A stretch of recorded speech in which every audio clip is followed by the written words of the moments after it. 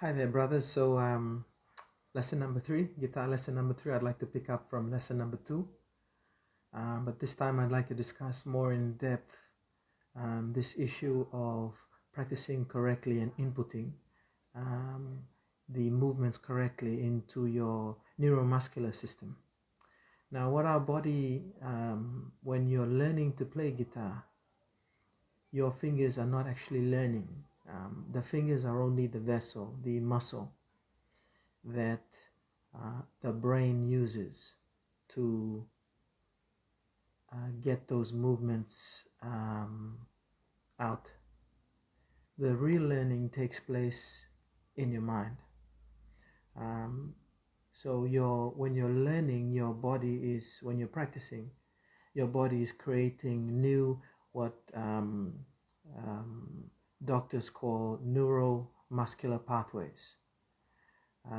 So for every new movement, every new lick you learn, every new scale you learn, your mind is constructing those neural pathways.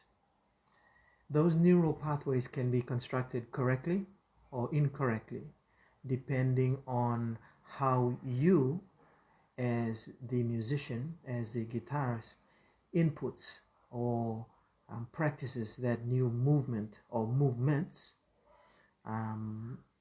into your neuromuscular framework. And the most important advice that I can give is to always relax.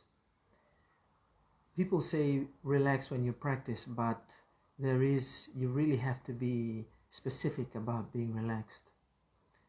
What I do when I practice, just a background on my experience, I totally destroyed my pinky. Growing up, I would practice for hours after school.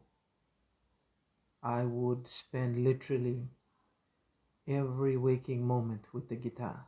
I would get back from school and practice, not have dinner and so forth, not do my homework. Yeah.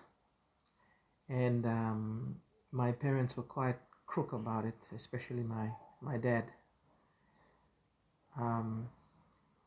But one thing I learned from that experience was that it's not the number of hours that you put in, it's the quality of the practice.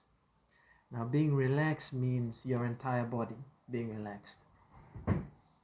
When you play guitar, your entire body is playing the guitar, not just your fingers, not just your arms.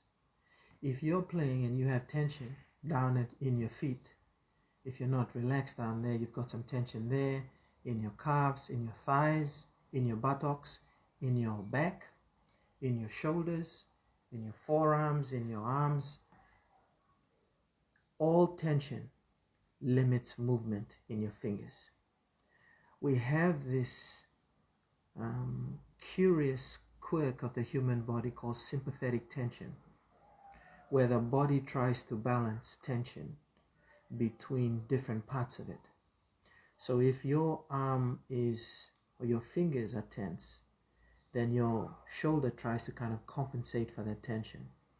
If there is tension in your first finger, your second finger and your pinky will try to compensate for that. So a great way to practice is really to get a general feel of your entire body is when you're practicing, don't force the notes.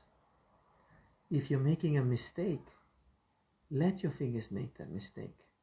As long as you're aware that your entire body is relaxed, and as long as that mistake is made at the slowest possible speed, then you should be okay, because practice is not performance.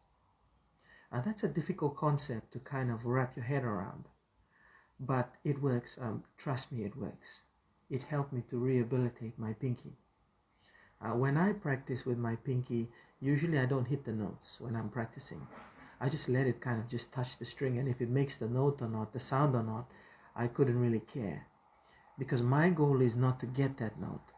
Not at that stage.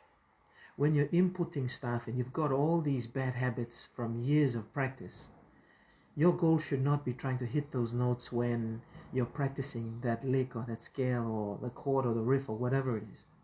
Your goal is to simply get that finger moving in the right direction. The pressing down on the string and creating that sound, that comes a bit after, when your body recognizes and is already in sync with that relaxedness. Because once you become relaxed, then you can start to add the pressure on bit by bit until you get that sound from that note. And the critical thing to remember here is to ensure that your finger is making the correct movement. It doesn't need to touch the string. It doesn't need to make the sound. As long as you make that correct movement, your finger is going in the right direction and your entire body is relaxed together with your finger, then you know that when you start increasing the level of intensity of your practice, then you know that you'll get it right. Because that basic foundation you've already kind of programmed into your subconscious mind. And you should do that for everything. For chords, for riffing, for scales. Because once you start to kind of spread that relaxed state to all areas of your playing, it becomes automatic in your body. And you'll notice it when you start to play fast, your body kind of, your muscles kind of tense up much more quicker, because they're now starting to recognize the new state at which you're practicing, that relaxed state. So give it a shot. My goodness, it's 6.5 minutes into the lesson. So give it a shot, and let me know how you go.